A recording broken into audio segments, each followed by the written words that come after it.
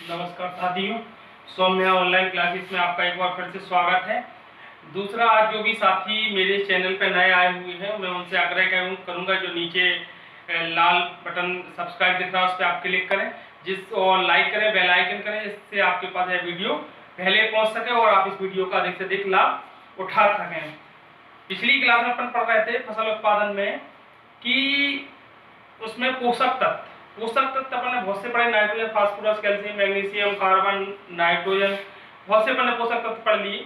उसी क्रम में अपन आगे बढ़ रहे हैं और अपने बीच में आ गया है गंधक पोषक तत्व। गंधक पोषक तत्व जो है उसके अपन आज पढ़ेंगे क्या कार्य हैं और उसके क्या कमी के, उसको फसल में गंधक की कमी होती है उसको कैसे दूर करेंगे।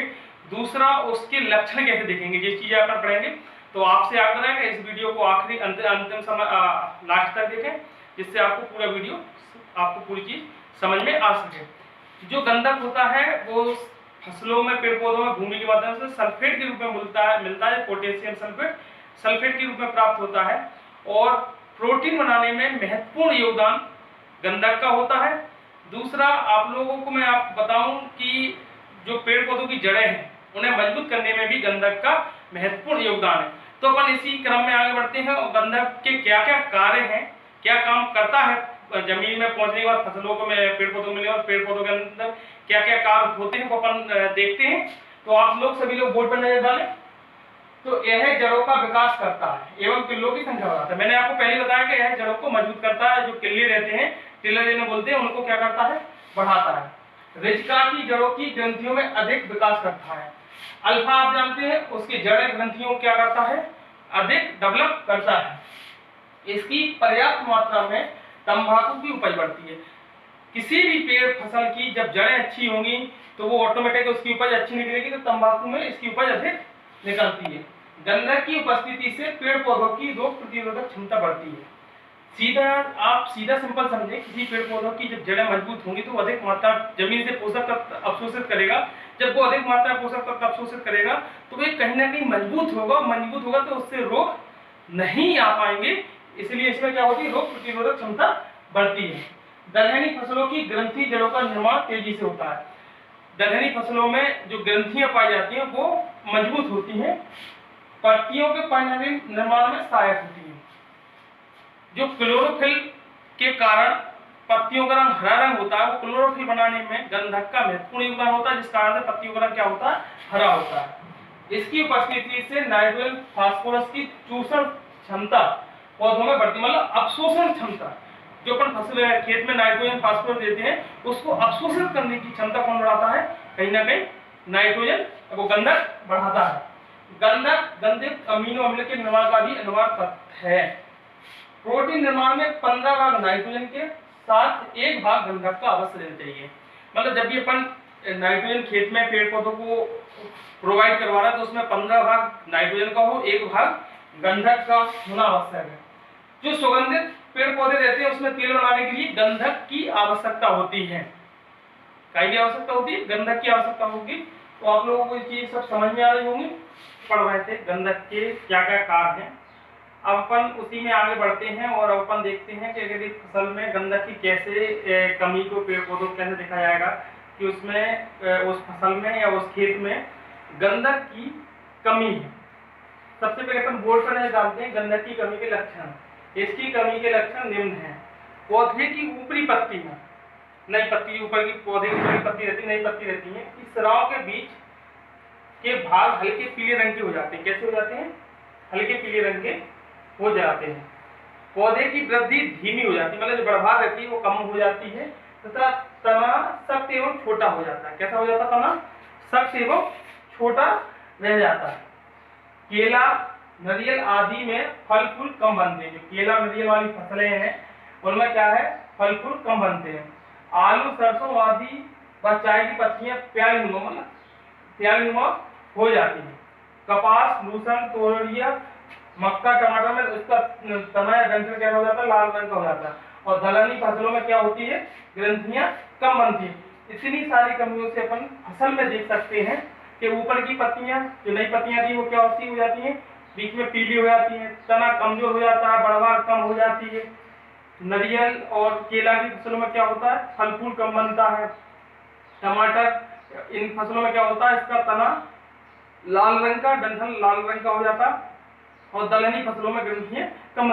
इतनी सारी कमियों के लक्षण देख के अपन क्या देख सकते हैं, सिम्टम्स को देख के क्या समझ सकते हैं उस क्रॉप में गंधक की कमी है या नहीं है।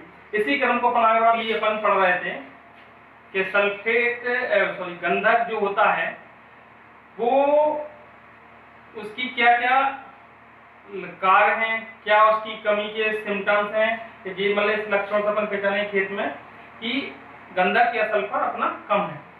ठीक है, अब अपन जब गंधक की कमी अपने पता पड़ गई फसलों में, तो उसकी कमी को कैसे पूरा किया जाए उसके लिए अपन क्या उसका समाधान है वो अपन अब पढ़ रहे हैं।